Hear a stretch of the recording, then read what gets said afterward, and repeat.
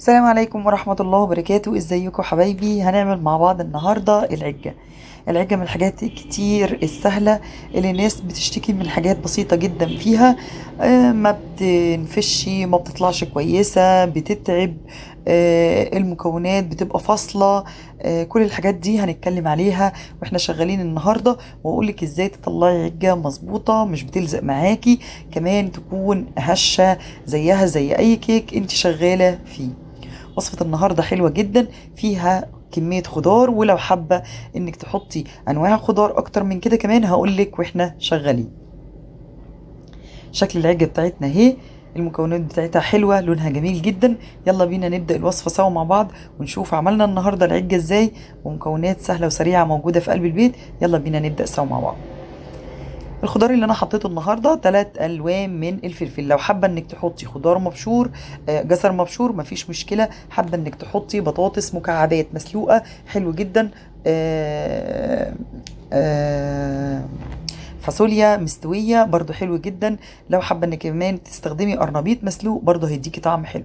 انا كمان جبت قرنبيط النهارده من السوق، وجبت زعتر. القرنبيطه دي هنخللها مع لفت. والزعتر ده انا ما بجيبش الزعتر الجاف من العطار، بجيب الزعتر الفريش، بيبقى اكتر نظافة واكتر ريحة واكتر طبيعية، لان هو يبقى زعتر ما تبقاش اي مكون تاني انت جايباه. طبعا بغسله وبجففه في الهواء، وببتدي ان انا افركه عشان يطلع الزهر اللي انتوا شفتوه ده. كمان البنجر من الحاجات اللي انا بحب ان انا اخزنها، ما بستغناش عنه ابدا. ده كمية البنجر اللي انا جبتها النهاردة، غسلتها ونضفتها كويس جدا، بقطعها واحطها في اكياس تلاجة، وبخرج منها الهواء واشيلها في الفريزر احتاجها وقت ما انا عايزة. قطعت القرنبيط زهرات، منها كبير زي ما انتوا شايفين كده، ومنها صغير. ليه الكبير وليه الصغير؟ الصغير عشان يستوي يبقى للاكل على طول، النوعين بيبقوا حلوين معاكي، والكبير عشان يقعد وقت طويل ما يتهريش. كمان بعمل كده في اللفت، بقطع قطع كبيرة تقدر تقعد معاكي فترة طويلة، وقطع صغيرة اللي هتستخدميها على طول. حطيت في البرطمان بتاعي مكعبات من البنجر. هحط بقى كمية الملح بتاعة التخليل. طبعا بتحطي على حسب الكمية اللي انت شغالة بيها وبتدوقي. وحطيت كمان شوية شطة حمراء، وبتدوقي. التمليح بيبقى حادق شوية عن ما تقدري انك تاكليه. ليه طب بيبقى حادق سنة؟ لان اللفت هيمتص من الحدوقية دي، او القرنبيط. هيقعد قد ايه بالظبط؟ 3 ايام. بعد كده دخليه التلاجة. بتحطي خل؟ لا، ما بحطش خل على اللفت والقرنبيط. تمام. ادخله التلاجة عشان يفضل قوي في الاستخدام، ما يتريش معاكي ويقعد معاكي مدة طويلة. بحط القطع الكبيرة تحت، سواء إذا كانت من اللفت أو من القرنبيط، وبحط القطع الصغيرة اللي سهلة الاستخدام من فوق، علشان يبقى استخدامها سهل وسريع على طول. بصوا المية عندنا ابتدت تلون على طول ازاي. هكمل بقى كده لحد اما اخلص خالص. ادي البنجر بتاعي كملته وقطعته، هبتدي بقى احفظه في الاكياس زي ما قلت لكم. وكمان القرنبيط اهو هحط عليه اللفت، وكده يبقى كمان المخلل بتاعي خلص. تعالوا بقى نبدأ في العج. حطيت بصلاية متوسطة في معلقتين او 3 زيت على البوتاجاز. جهزت معايا الفلفل الملون وكمان الحامي. حطيت الدقيق، بحط لكل بيضة معلقة من الدقيق. أنا هنا هستخدم 4 بيضات، حطيت 4 معالق من الدقيق. معلقة صغيرة مليانة من البيكنج باودر، وهحط كمان معلقتين من الفيجيتار الحار. ليه حطيتي فيجيتار على العجة؟ الفيجيتار مع العجة بيدي طعم حلو كده، حميان، وفي نفس الوقت التوابل اللي موجودة في قلبيه بتدي تيست كويس للعج. هقلب بقى. هاخد كمان شوية زعتر حلوين كده، بيبقى حلو طعمه مع البيض. وهحط ملح وفلفل اسود وشوية بابريكا.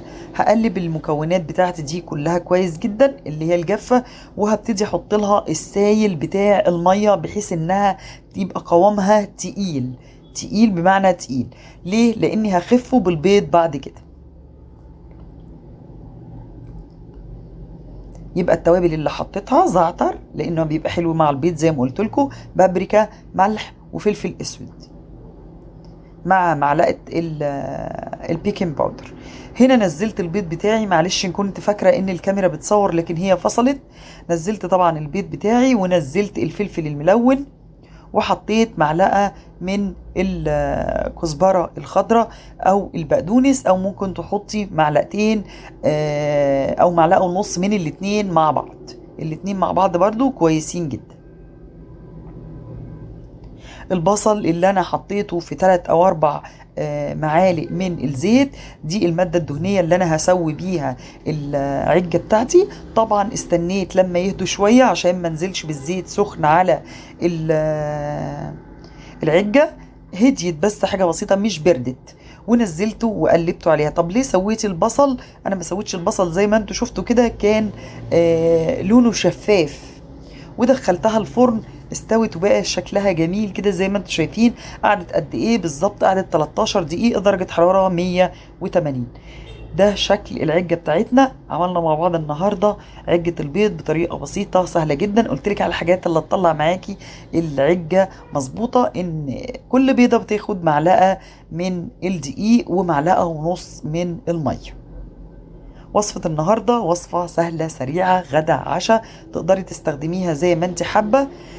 كمان طعمها حلو جدا. عملنا مع بعض النهاردة حفظنا بنجر، وخللنا لفت وقرنبيط، وعملنا عجة، وكمان نشفنا زعتر. ده شكل المخلل بتاعي. طبعا لونه حلو جدا سواء اذا كان اللفت او القرنبيط بتاعي. انا طبعا الكميه عملت برطمانين زي دول وحطيتهم، حطيت واحد فيهم في قلب التلاجة والتاني هستخدم منه. اتمنى ان يكون الفيديو بتاعي النهارده تجميعة الحاجات دي افادتكم. بصوا لون المخلل بتاعنا جميل جدا ازاي. البنجر كمان اللي بيتخلل بيتاكل، لان كلنا عارفين ان البنجر من الحاجات المفيدة جدا. بستخدمه في حاجات كتير جدا، في السلطات، وفي حفظ الطماطم المعصورة، في المخلل زي ما انتم شايفين، كمان في عصير البرتقال بالجزر. استخدامي للبنجر في حاجات كتير جدا، لان في نسبة حديد كتيرة قوي ما اقدرش ان احنا نستغنى عنها. لو ما عملتوش لايك للفيديو ومكملين معايا لحد دلوقتي، اعملوا لايك للفيديو واشتركوا في القناة، فعلوا الجرس عشان توصلكم كل الوصفات الجديدة ان شاء الله. ده كده البنجر المحفوظ بتاعي، وكمان الزعتر بعد ما اتغسل وجف لونه لسه زي ما هو اخضر، هفركه واحطه في البرطمان بتاعي. وده كده شكل العجة بتاعتنا. شكلها بيشهي وطعمها كان خطير جدا. وصفة اقتصادية حلوة قوي، اتمنى ان انتوا تجربوها. اشوفكم بخير في وصفة جديدة من وصفاتي. كانت معاكم مرمر محمد من ميرو في المطبخ.